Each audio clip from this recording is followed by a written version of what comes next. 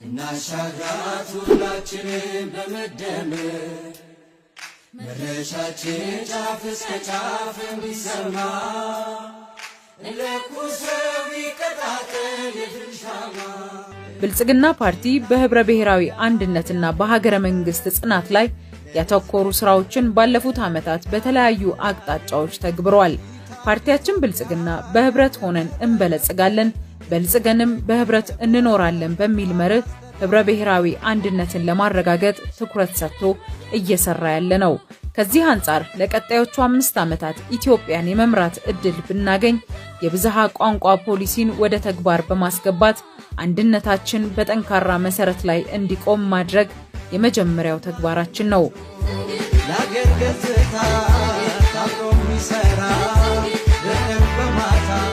ሌላኛው ደግሞ ፓርቲያችን ብልጽግና የፌዴራል ስርዓቱ ዋነኛ ምሰሶ ብዝሃነትን ለማስተናገድ መቻሉ ነው ብሎ ስለሚያምን ለብሔር ብሔረሰቦችና ህዝቦች ዕውቅና የሰጠ ፌዴራላዊ ስርዓት በመገንባት የብሔሮች መብት የተከበረባት እውነተኛ ህብረ ብሔራዊት ሀገር እንድትኖረን ይሰራል።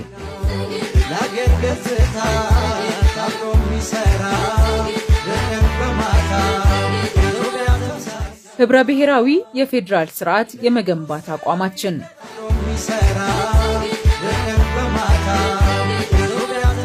ኢትዮጵያ በታሪኳ አያሌ ፈተናዎችን አልፋ ዛሬ ላይ አዲስና ተስፋ ሰጪ ምዕራፍ ላይ ትገኛለች።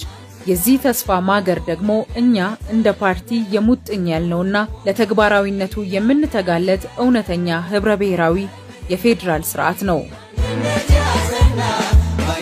ብልጽግና ፓርቲ ፌዴራሊዝምን የሚመለከተው እንደ ስልጣን ክፍፍል መሳሪያ ብቻ ሳይሆን እንደ ሀገረ መንግስት ግንባታ ዋነኛ ምሰሶ ነው። ለሀገራችን ብዝሃነትን ማስተዳደር አማራጭ የሌለው ጉዳይ ነው። ህብረ ብሔራዊ ፌዴራሊዝም ብዝሃ ልሳን፣ ብዝሃ ባህልና ማንነት ያላትን ኢትዮጵያን በጽኑ መሰረት ላይ ለመገንባት ብቸኛው መንገድ ነው። ካለፉት የፖለቲካ ጽንፎች በመውጣት ብልጽግና የቡድን መብትን፣ ቋንቋ፣ ባህል፣ ራስን ማስተዳደርና የግለሰብ መብትን እንደ ዜግነትና የሲቪክ ነጻነት ያሉትን ሳያጋጭ በአንድነት ያስተናግዳል።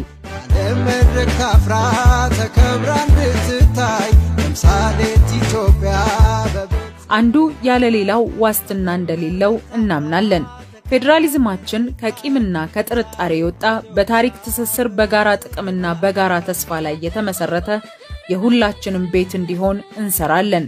ጠንካራ ሀገረ መንግስት የሚገነባው በሰዎች ፍላጎት ሳይሆን በህዝብ የሚታመኑና ገለልተኛ በሆኑ ተቋማት ነው። ስልጣን የሚመነጨው ከህገ መንግስታዊ ስርዓትና ከሰላማዊ ፉክክር ብቻ መሆን አለበት የሚል ጽኑ አቋም አለን። የለውጡ መንግስት ከመጣ ወዲህ በንድፈ ሐሳብ ደረጃ ብቻ የነበረውን ፌዴራሊዝምን ወደ ተግባር ለመቀየር አበይት እርምጃዎችን ወስዷል። ቀደም ሲል አጋር ተብለው ከውሳኔ ሰጭነት ተገፍተው የነበሩ የዳር አካባቢ ህዝቦችን በማቀፍ ሁሉንም ኢትዮጵያዊ እኩል የውሳኔ ባለቤት ያደረገ ብልጽግና ፓርቲን መስርተናል። ይህ በኢትዮጵያ የፖለቲካ ታሪክ የመጀመሪያው ግዙፍ ህብረ ብሔራዊ ውህደት ነው።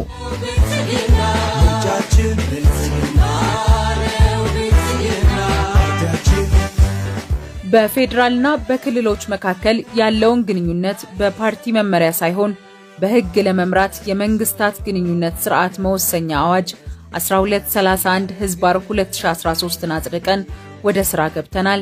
ጣልቃ ገብነትንም አስቀርቷል።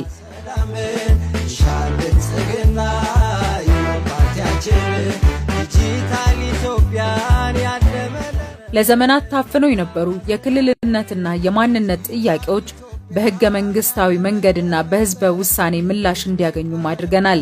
ህዝቡ በራሱ ጉዳይ ላይ የመወሰን መብቱንም አረጋግጦለታል። አዲስ የትምህርት ፍኖተ ካርታ በማዘጋጀት የታሪክ ትምህርት የሁሉንም ብሔር ብሔረሰቦች ታሪክ ያካተተ እንዲሆን አድርገናል። ይህም ወጣቱ ትውልድ ስለ ሀገሩ እውነተኛና ብዝሃ ታሪክ እንዲገነዘብ መሰረት ጥሏል።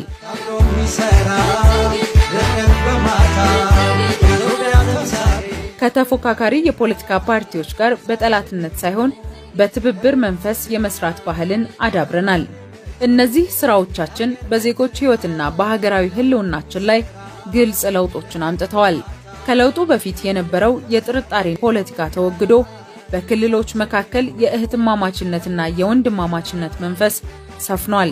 ክልሎች እርስ በርሳቸው የሚደጋገፉበት የጎንዮሽ ግንኙነትን በስቷል። የዳር አካባቢ ህዝቦችም ዛሬ በፌዴራል መንግስቱ ቁልፍ ቦታዎች ላይ በመገኘት ሀገራቸውን እያገለገሉ ነው። ይህም ብሔራዊ አንድነታችንን አጽንቷል።